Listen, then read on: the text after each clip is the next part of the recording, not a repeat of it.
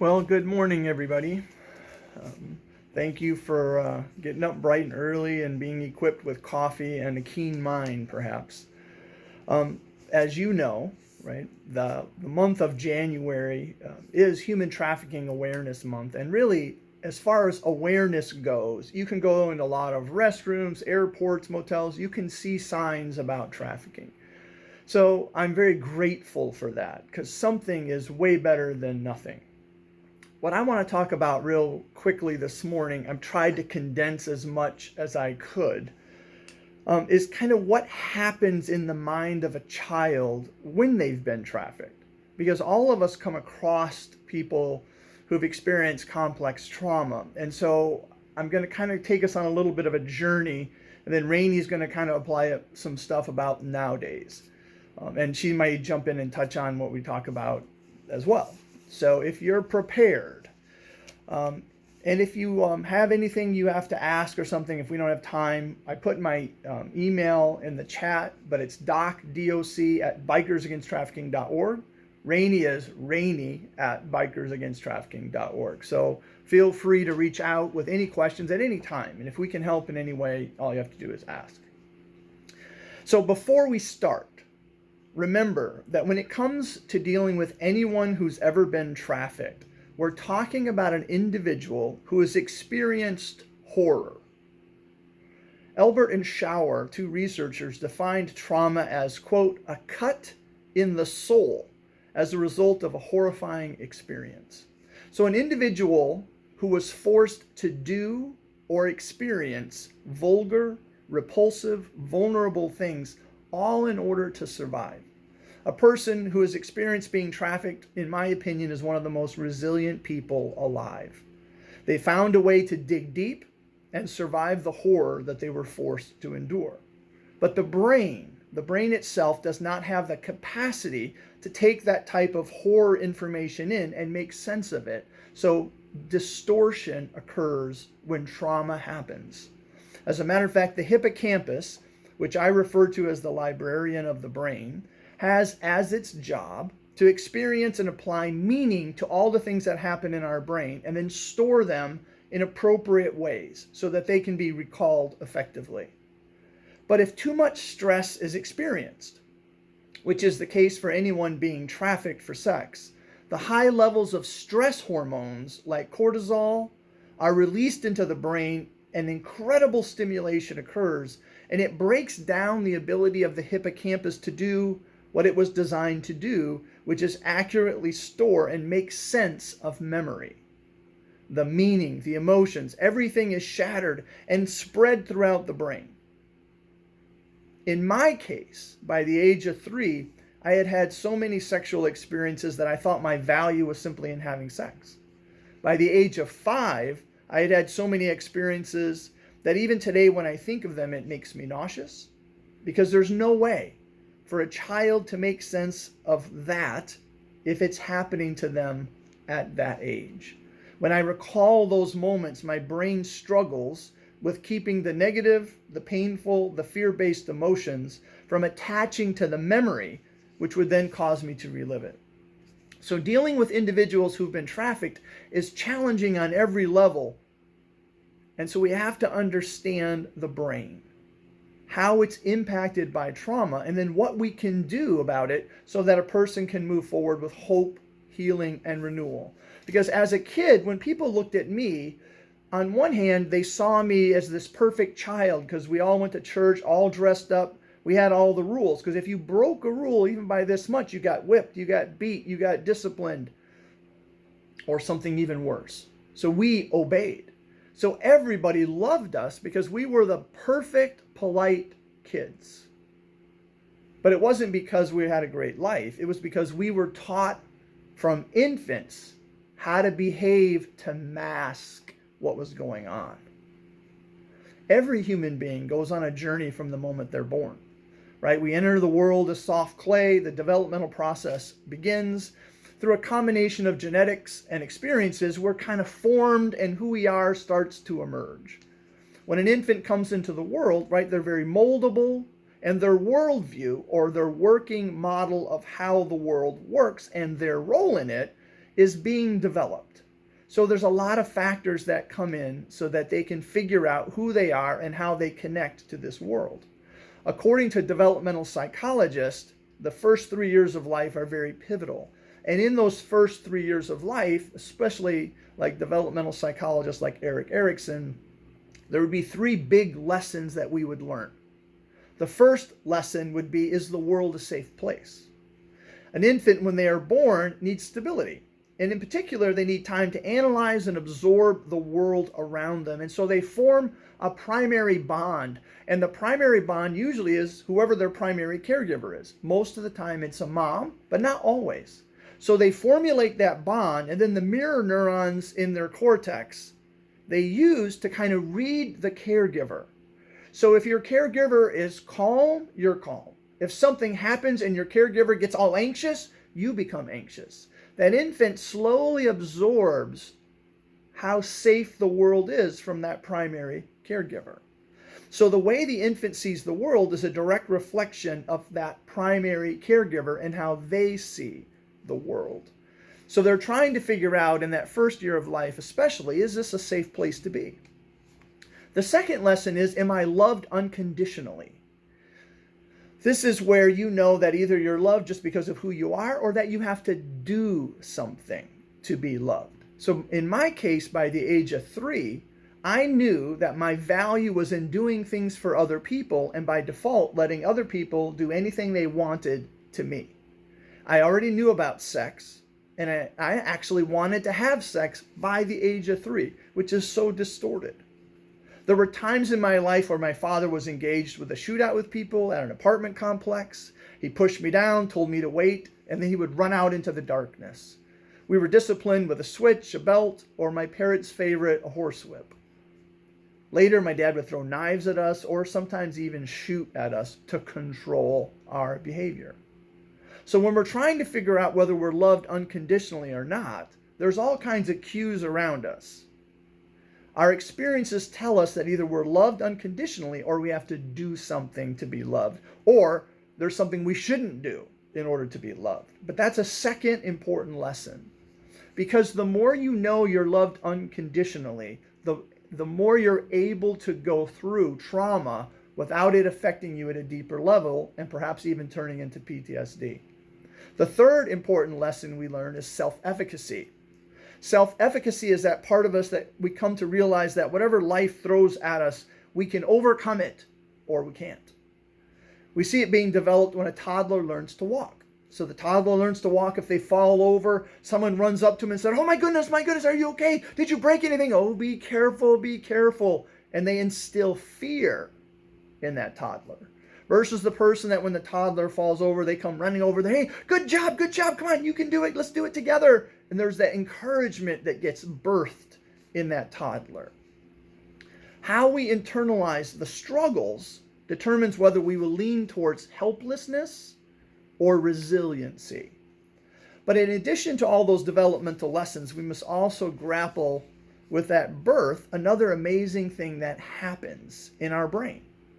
From the moment of conception, the infant is sort of knitted together, and part of that knitting involves how the brain is formed. The first part of the brain that's formed is the brain stem. This area of the brain controls the temperature, respiration, cardiac, the basics of what keep us alive. The second part of the brain area that develops is the Diencephalon area. This area controls arousal, sleep, movement, appetite, sensory information, all of that. It helps us maintain homeostasis and helps regulate all the hormone secretion in our brain. The third part of the brain that gets developed is the limbic system. The limbic system is the part of the brain involved in our behavior and emotional responses, especially when it comes to behaviors we need for survival, like feeding, reproduction, caring for the young, fight or flight responses. And then the last part of our brain that develops is the neocortex area, this higher functioning area right here. Logic, creativity, thinking, language, values, time. The sequence is important to remember because as the brain matures in a human being, which takes roughly 25 years, the areas of the brain that are developing are very susceptible to the events that are going on around it. So the more trauma impacts you as a young child, the deeper it implants within you. The field of epigenetics tells us that a person's environment actually changes how their genes function. So it's really important what happens. But we also know that when a person experiences trauma at any age, the person experiences trauma according to that sequence of the brain. So the first question when someone is in dealing with trauma is, how do I keep breathing? How do I stay alive? Then my brain tries to put me into homeostasis, chill mode. Like, how does it get me to chill mode? But in the case of trauma, that just can't happen. So then my amygdala kicks in and a threat's detected because I can't find that homeostasis place. So then we get a rush of hormones that flood through our bodies, and our goal becomes, what do we have to do to survive? In particular, the parasympathetic or sympathetic nervous systems are activated at that level. And that's important to note because the parasympathetic is the brake in our brain. It causes us to freeze, to stop. So when the parasympathetic nervous response system kicks in, we freeze. We slow down. The brake's applied. When the sympathetic nervous system kicks in, it's like hitting the gas. We go, go, go, go. We fight, we flight. And that's important to know because when a person encounters a threat or a trauma, their brain functions in a sequence. And when it gets to this level, the key thing to solve is, what are we going to do to survive? If the brain determines that the best thing to do is freeze, then we will freeze. If the best thing to do is to fight or flight, then we're going to do that. But in the moment of the trauma, we do not make a conscious choice as to what we're going to do. The choice is made by our survival instinct based on our genetic makeup and everything that we've ever learned to survive up to that point in time. It's only after the limbic system kicks in that the cortex then gets its shot. But by then, we've already reacted and done what we needed to do in order to survive. Now, many people will look back, especially people who have experienced intense sexual trauma. And they'll tell me all the time when we're in counseling, they'll say, I wish I would have done something. I wish I would have yelled. I wish I would have screamed. I wish I would have fought. And I have to explain to them, look, when you're in that moment, your brain has already calculated what is best for you to survive. So if the best thing for you to do to survive is to freeze and just be there, then that's what you're going to do.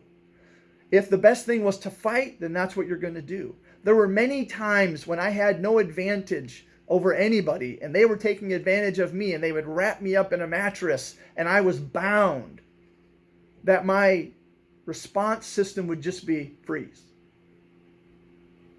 And that's how I endured. That's how I survived. But it wasn't because in that moment I said, hey, what's the best thing for me to do? Because my logic wasn't working. It was all about, how do I survive? And that's one of the key things we have to remember. When we deal with people who have been human trafficked for sex, especially as children, that survival instinct is incredibly deep within them. It is the thing that has protected them all their life. So think about when I was a child. I knew the world was not a safe place, that my value was in doing things for others and letting others do sexual things to me.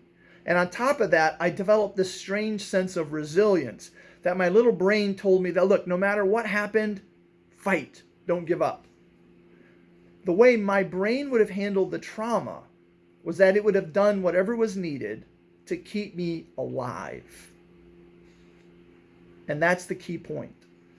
My brain would not be able to make sense of the trauma. As a result, there would be guilt, there'd be shame, a whole host of negative thoughts, and I would develop a faulty worldview, which I would then use to navigate my way through life. When a person has been trafficked for sex, according to the research, we know that many struggle with those first 3 developmental lessons. But then on top of that, they've learned to react in order to survive. So if a person comes into your office and they were trafficked, and now they need help, you have to remember it's important to understand what happened to them, how they patched together their unique worldview. You'll also need to understand that they're going to be very reactive to everything you do because you are a threat. Even if you're the police, the doctors, a therapist, the most loving person on the planet, you still are a threat. This reaction in them comes from that desire to survive because of the level of awareness that their brain keeps them at. And that's really important to know. So if you're a person who's never experienced much negative in your life, every day when you wake up out of bed, you're alert, you wake up, but you're at level white. Things would be calm, you'd have probably slept well, your stomach would not be churning because the vagus nerve connected up here to there is sending signals of calmness. The calmness would permeate your life, and you'd probably be a very optimistic person. That's level white. If you've experienced a bit of trauma, however, or negativity in your life, but not a lot, then you might wake up at level yellow or alert, but really not too worried. Because when you wake up at level yellow, you're not totally calm, but you're not like super anxious. Your body functions probably won't be impacted. You'll just be a little wary, a little bit of on edge, but that's about it.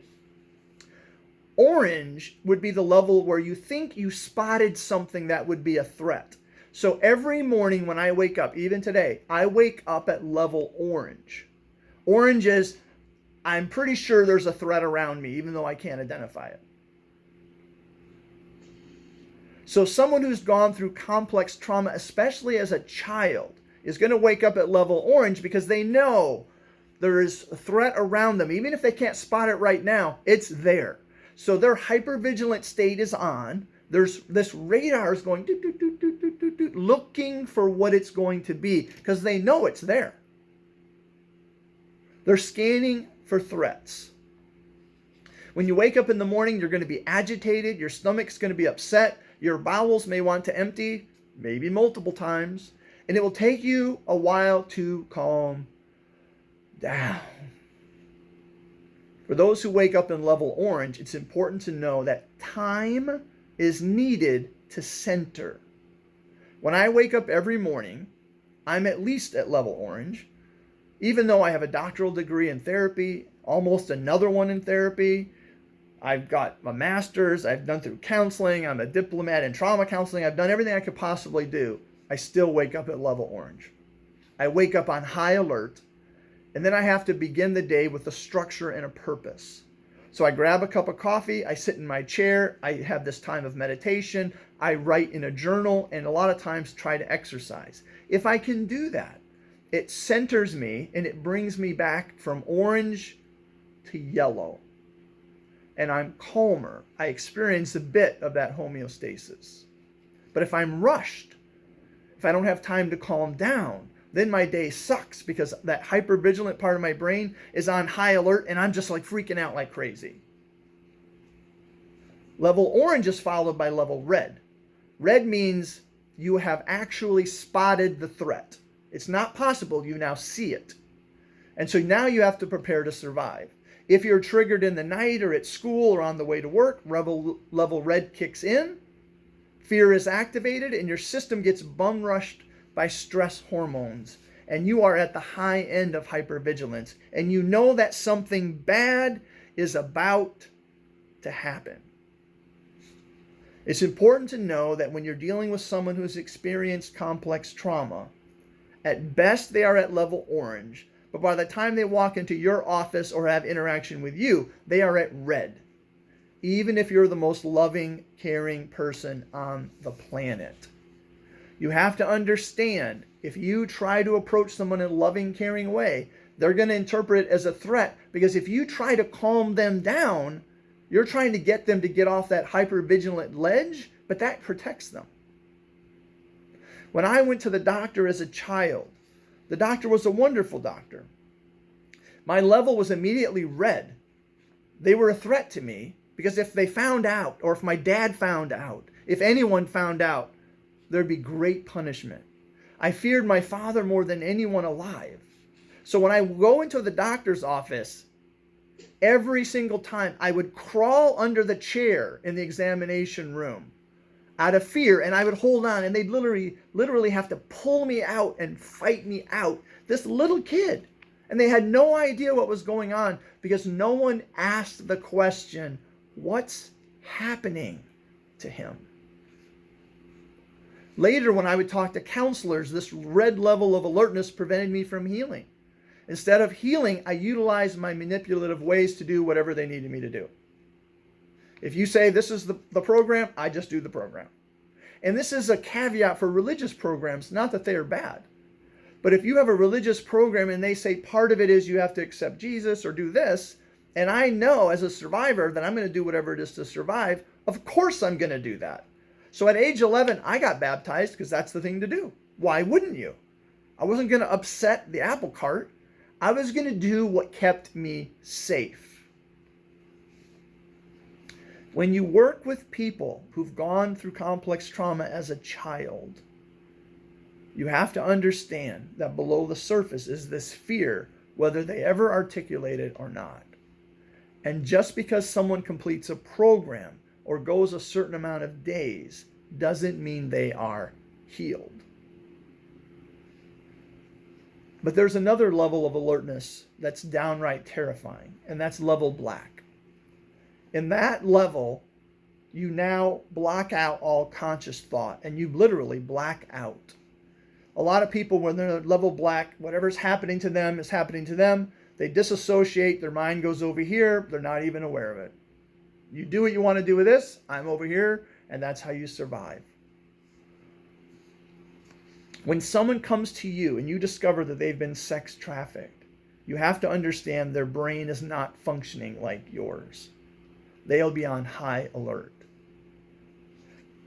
And also, when we talked about, when Dylan brought up this legislation that's being considered, think about a classroom where you have a kid in there who's been trafficked. So if I was in there and I was being sex trafficked and someone wanted to talk about sex at all, do you know how traumatizing that would be to me?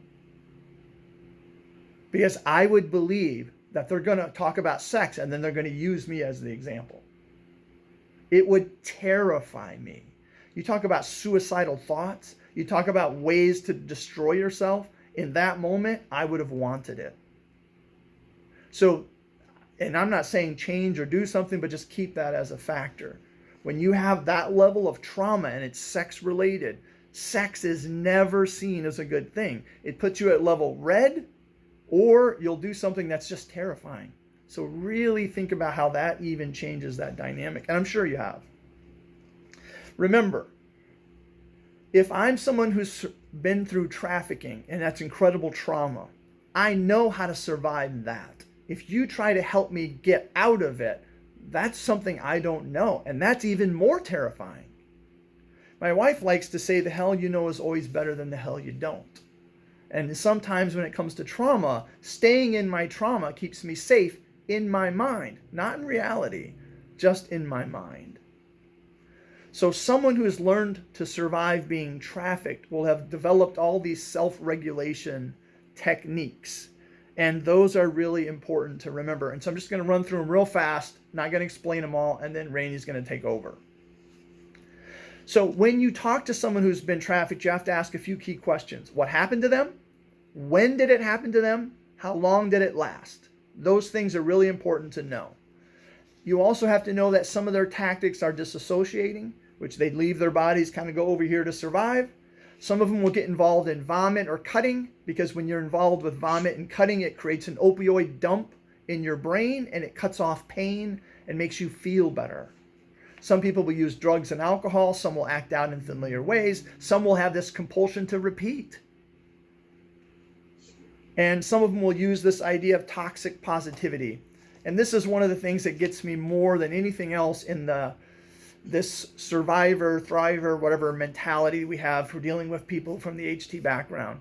We put them up to posterize them like, hey, they're a survivor. Here's their story. Look, and they put a smile on their face. The brain never forgets trauma. It's imprinted and implanted, especially if it's childhood. We have to treat each person very delicately. Don't assume that when they're healed, all of a sudden they're great. Don't posterize them. Don't put them on TV shows. That re-traumatizes them again and puts this pressure on them to be more than they are. They shouldn't be identified by their trauma. They should just be. Never refer to someone as a survivor. If you come up to me and say, "Oh, I'm sorry you're a survivor," I want to punch you in the face. I'm not a survivor, dude. I am a thriver. I have thrived. I have overcome more things than you will ever deal with in your life. Don't label me by what happened. Label me by what I'm going to accomplish. So remember, survivor in our world, we see it as some positive thing. It's not a positive thing. Everybody I know who's been trafficked and went through trauma, a lot of my friends were killed doing that.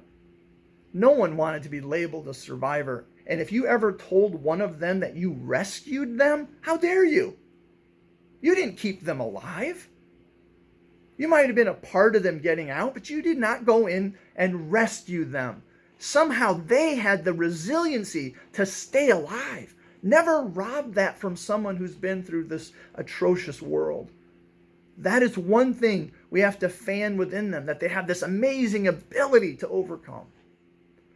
It's a great strength, and we need to emphasize that. All right, so I know I gave you a whole bunch of info. Sorry about that, but that's just a little snippet. So now I'm going to hand it over, high five, my incredible wife, Rainey.